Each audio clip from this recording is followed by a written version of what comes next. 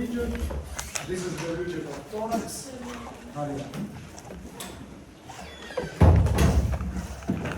As I told you before, it will be your second midterm examination. Here we are. Next week you will pass your first midterm. Of course, these topics will not be included inside of it. But let's start to study, guys. This region has huge importance for us. Of course, you understand why it is so much important. Hello.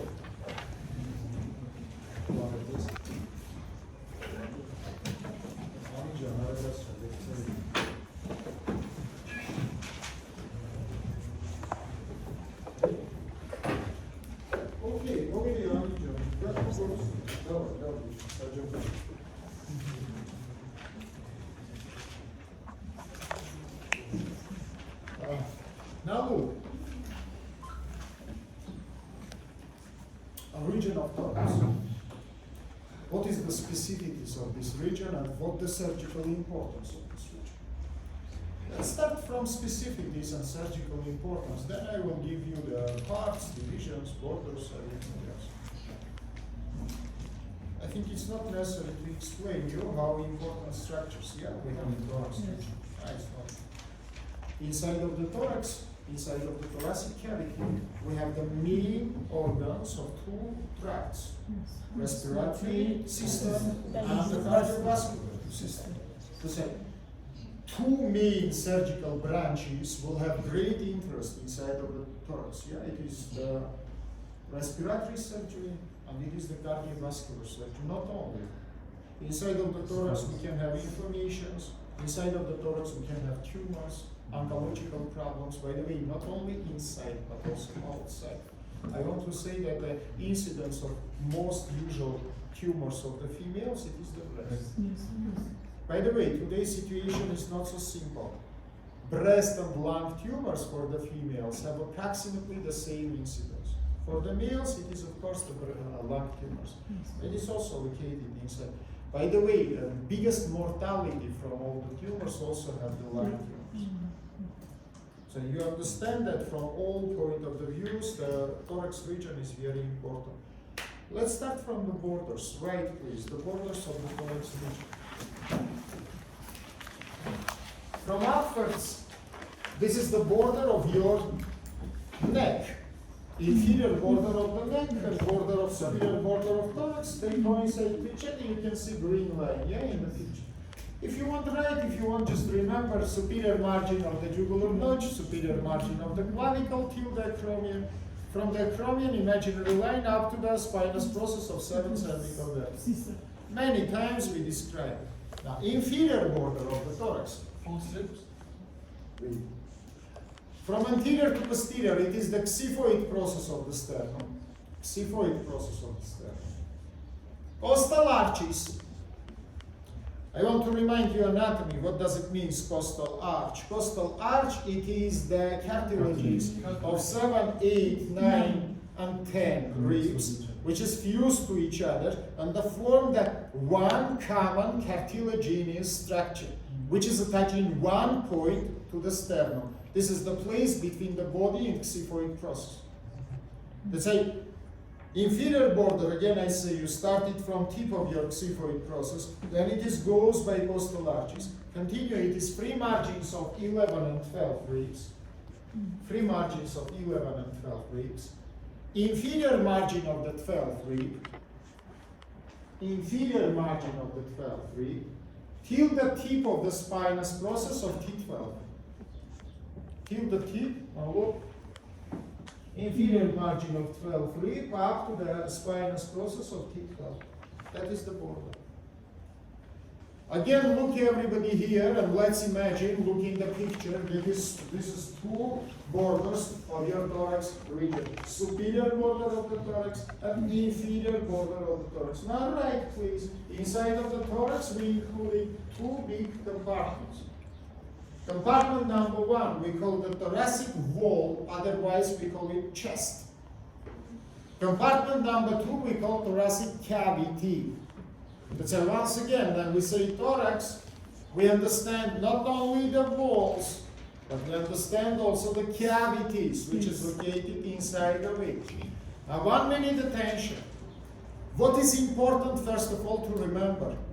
You must remember division of the walls and division of the cavities. Don't write it, just remember. Wall is divided into 2 compartments, anterior thoracic wall and posterior thoracic wall. What the border between them? Little after I will give you imaginary lines which were provided in the thorax. Just now remember, please, one from these imaginary lines we call middle axillary line. It is started just from the midpoint of your fossa axillaris and continues to down. These 2 middle axillary lines, right and left, split your thoracic wall into anterior and into the posterior. It is very simple. Now let's go inside of the thorax. What we will see? Inside of the thorax we will see not 1, but we will see 3 cavities. Remember please, inside of your thorax there are 3 cavities. In right and left sides we have right and left pleural cavities, which contain your lungs. These 2 cavities we call serous cavities because they cover by serous layer, which is called pleura. It has 2 layers, yeah, you know, parietal and visceral, but it is serous layer. Between your 2 pleural cavities, we have mediastinum. Mediastinum is called serous cavity because it is covered by endothoracic fissure, which is connective tissue. That's a fibrous cavity. Remember, please, once again, 2 big serous cavities, between them, fibrous cavity. Inside of this fibrous cavity, there are 1 more serous cavity, which is called the pericardial cavity. Pericardial cavity also serous. There are 2 pericardium. From outside, we have fibrous pericardium. From inside, we have serous pericardium, which is also parietal and visceral layer. Visceral layer covers the heart, and we call it epicard. That's how remember, please. This is finally we come to conclusion that inside of the thorax we have 3 serous cavities and 1 fibrous cavity. 3 serous, it is right and left pleural, and it is pericardial. Fibrous cavity, it is the mediastinum.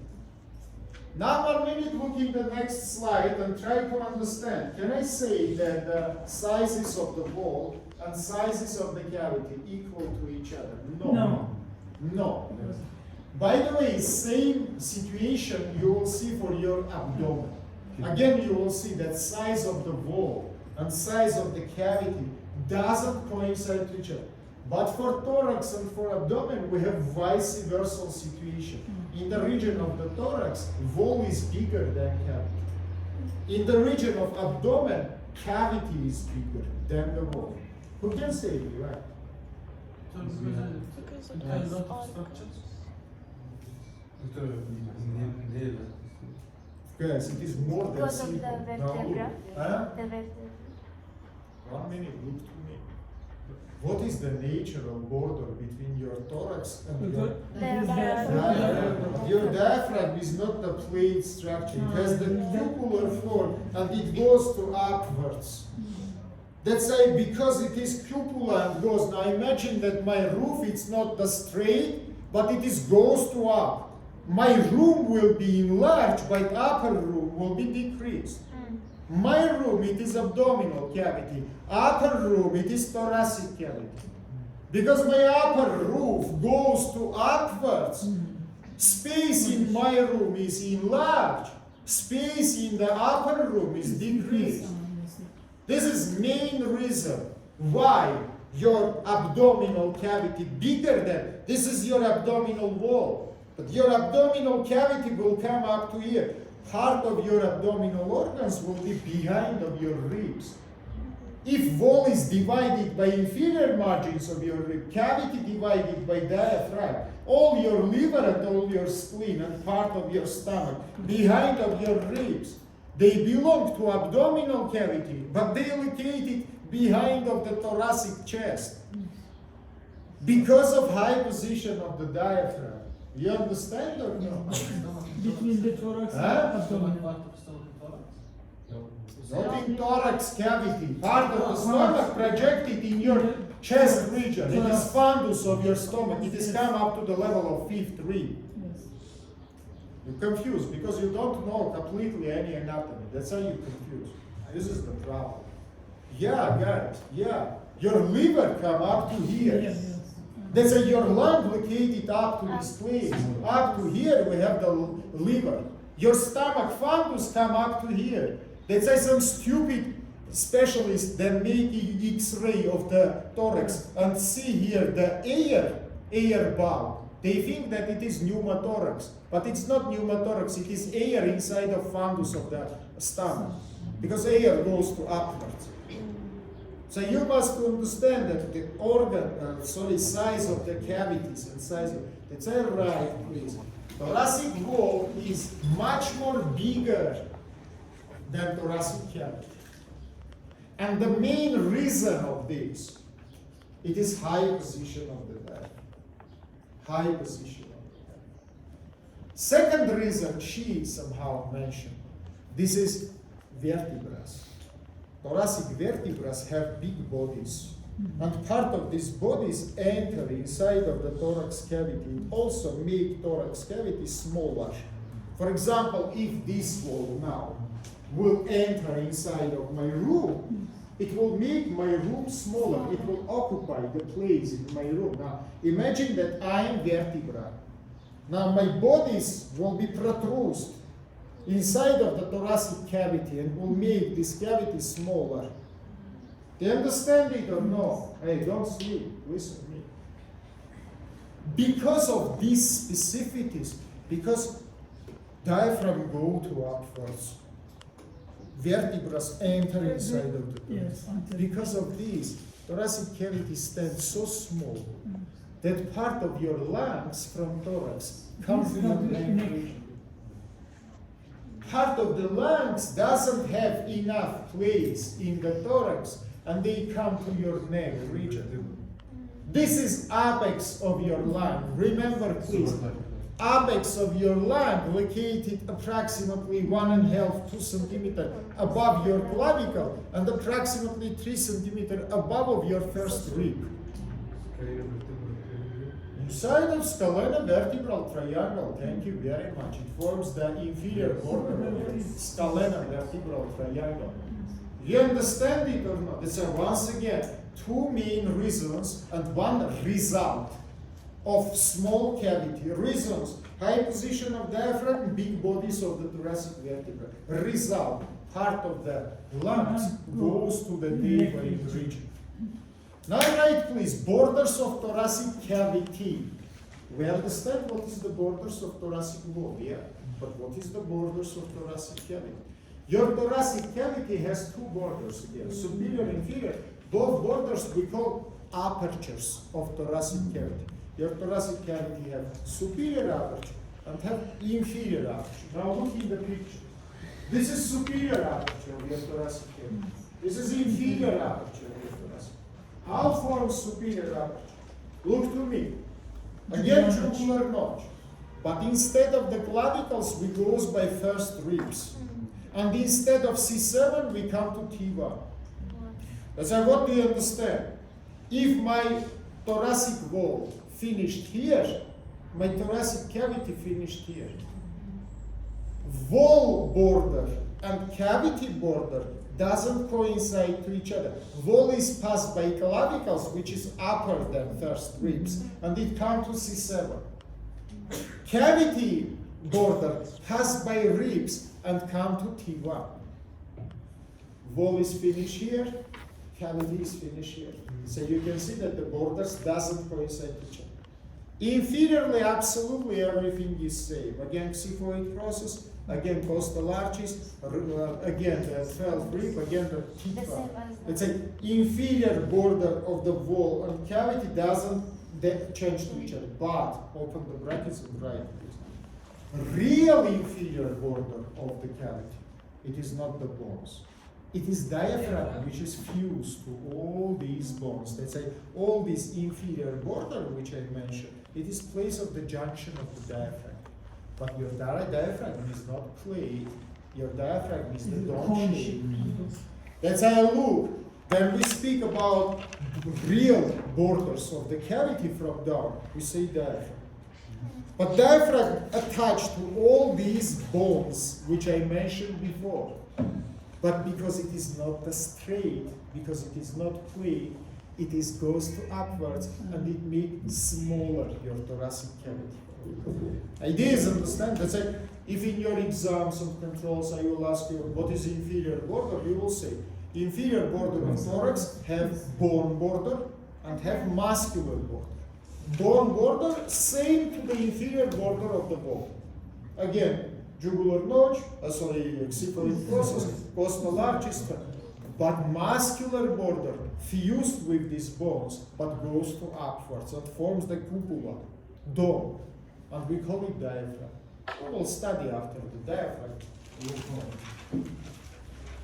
What is it? Let's continue. Now write please imaginary lines of the thorax region. And we need attention to this. You can see here 11 imaginary lines. By the way, one from this imaginary line today I use middle axillary line to divide the thorax into anterior region. Except that one, there are 10 and others. Yeah. For what you will use these lines? Very useful structures. Now, first of all, today you will use it to make the studying of topographical anatomy. Using these lines, we will divide the thorax into the region, into sub-regions. But much more important that these lines you will use in the future. First of all, to make diagnostical investigation. For example, you will listen the voices of the heart, for example, by middle clavicular line inside of the fifth intercostal space. What is middle clavicular line? You must understand. Or you can make puncture of the pleural cavity by anterior axillary line in the first, second intercostal space. What is anterior axillary line? Or like Hamza said, you can make access to the thorax along the scapular line in the 11th thoracic intercostal space. What is the scapular line? So remember please, these lines is necessary not only to make divisions, to make borders, but also to make diagonals, also to make treatment. That's very useful. Right please, from these 11 lines, 2 is single. All others is double. Let's say 11, 2 is single, 9 is double. Let's start from anterior and let's go to the back side, yeah? Right, please, line number 1, we call anterior median line. Linea mediana anterior. Otherwise, we call it linea mediana sternalis. Both names is useful. Mediana anterior or mediana sternalis. Strongly right, please, midline of your sternum or midline of your body.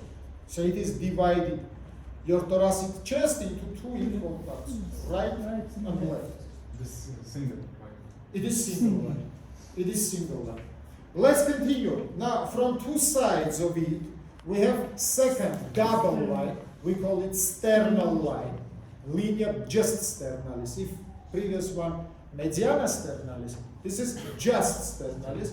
Open the brackets and write, please. It passes by lateral margins of your sternum, in the right side and in the left side. Linea sternalis. You palpate it, lateral margin of your sternum, and it is placed where your ribs is finished. Yeah, and you provided 2 lines.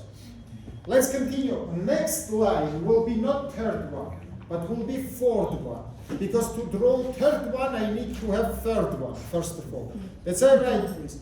Fourth line, we call right and left middle clavicular lines.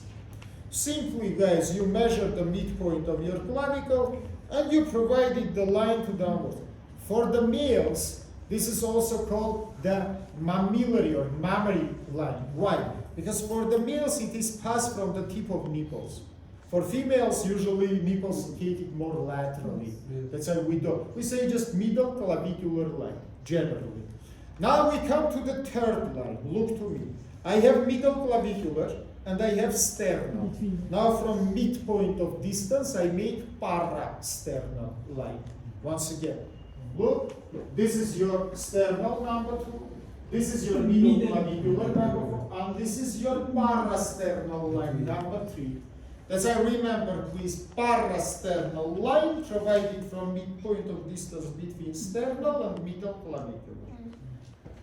Let's continue. Now we come to the lateral wall. Here we have three axillary lines: anterior, middle, and posterior. How we do it? Right, please. Line number 5, it is anterior axillary line. Look to me. I palpated the inferior margin of my pectoralis major, and from it, from the most inferior point, I provided descending line. Afterwards, it is go to upwards. Let's say you find here the most inferior point, and you provided vertical line to down. We call it anterior axillary line. Remember, please. Then, to draw the line 6, I need line 7. Line 7 we call posterior axillary line. Now I palpated my latissimus dorsi muscle. And from inferior point of it, I provided posterior axillary line. You understand me? Latissimus dorsi muscle, I find in axillary region, the most inferior point of it, and I provide it to down the vertical descending line. We call it posterior axillary line. Let's say anterior axillary from inferior point of pectoralis major, posterior axillary from inferior point of latissimus dorsi. I think you understand what will be the next line, yeah? Middle axillary line, yeah? Between the right, please. The line number 6, between 5 and 7. We call middle axillary line, strongly midpoint of distance. The end point of Between them, we have anterior line, we have posterior. You measure distance between them, find middle point, provided descending line. Now we come to the back. Right, please. Line 8 we call vertical scapular line. Vertical scapular line, because there are horizontal also after I go to. Everything is simple. Look, this is angle of my scapula. I will be the angle of my scapula. From this angle, I provide vertical line to down. So we call it vertical scapular line. From angle of scapula, vertically to downwards. Let's continue. Next line will be not 9, but will be 10. 10-1 we call vertebral lines. You palpate it from two sides, transverse processes, tips, and you provide it right and left vertebral lines. That's right. It is lateral margin of your vertebra, where your vertebra is finished. Now after the 10, you come to the 9, which we call paravertebral line. In midpoint of distance between scapular and vertebral. Everything is here. Between vertical scapular line and between the vertebral line. And finally we come to the last single 11. We call it posterior median or median vertebral line. Yeah, anterior we call median sternal line. Posterior we call median vertebral or posterior median line. Both names is useful. Strongly by spinous processes. Tip of spinous processes you provide it to downwards. Let's say this is all vertical imaginary line. Right, please. Except vertical imaginary lines, we have two horizontal imaginary lines. By this yellow color is shown in the picture. Two horizontal. Right, please. One in the anterior wall, we call linea pectoralis. Linea pectoralis. Open the brackets and write, please. This is horizontal line in the level of 5th rib.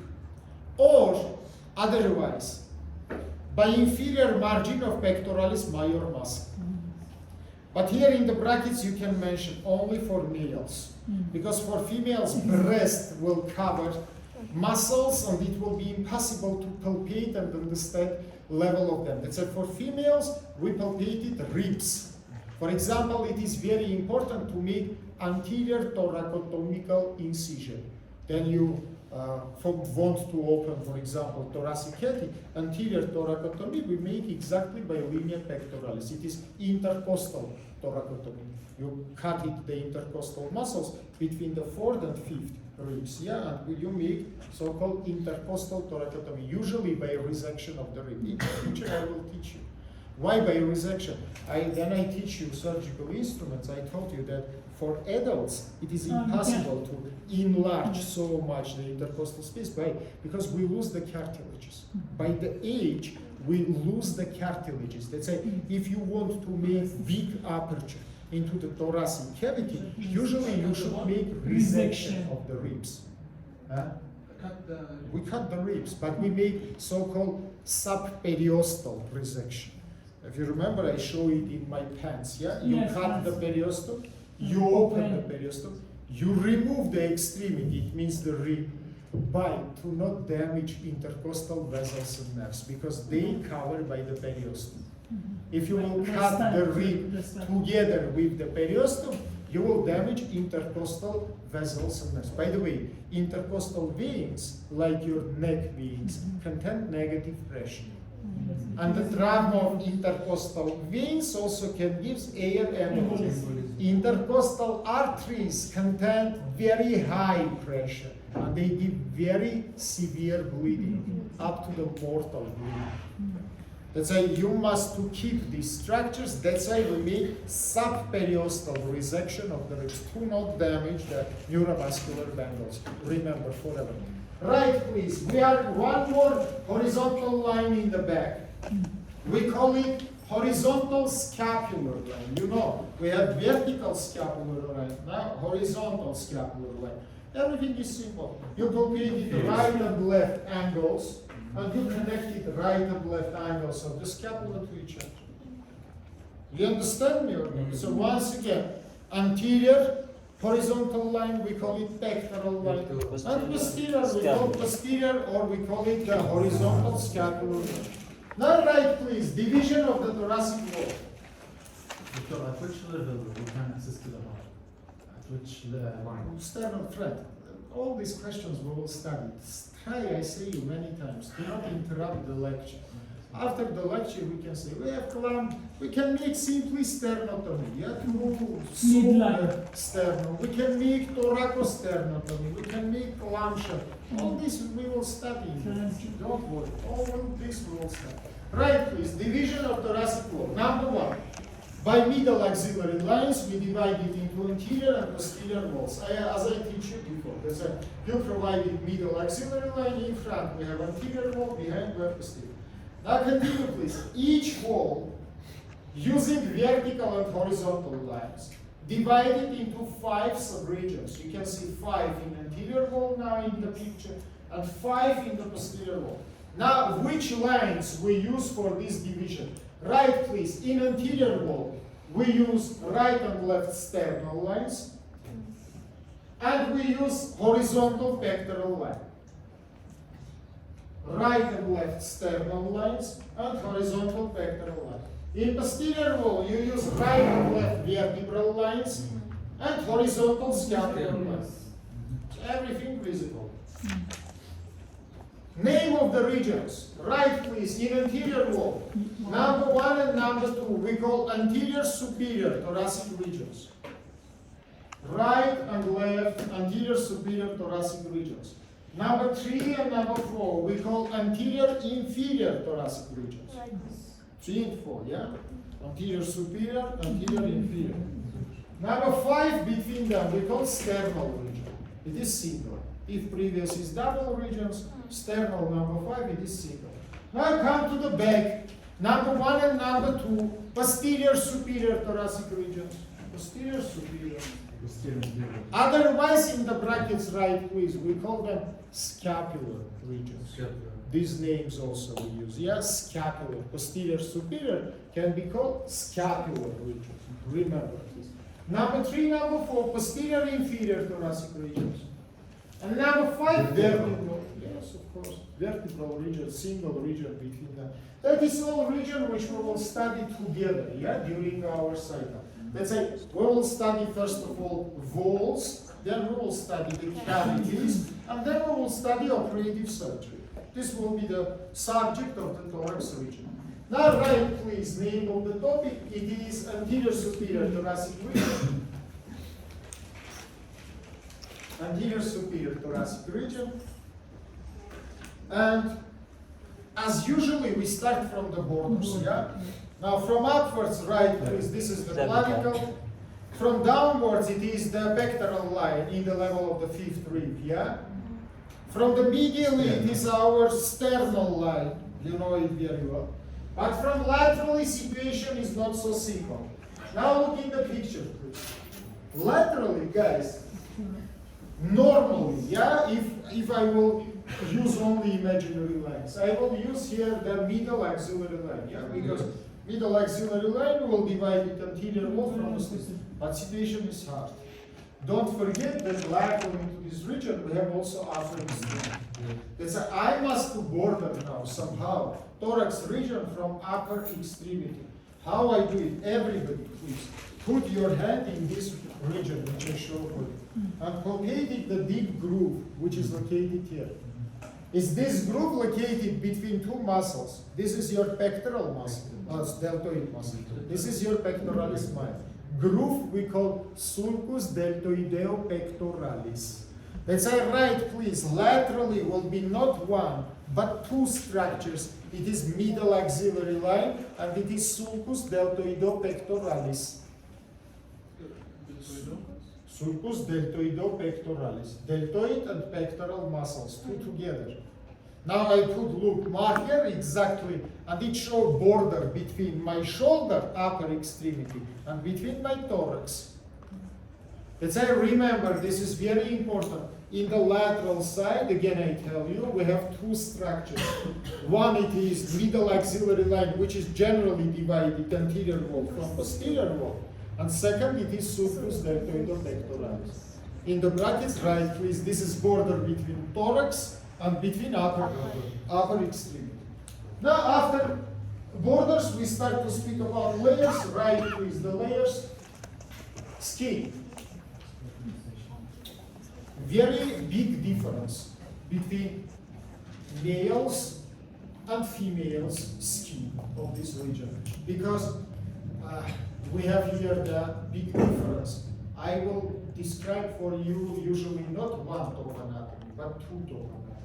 Firstly, I will mention, for example, males.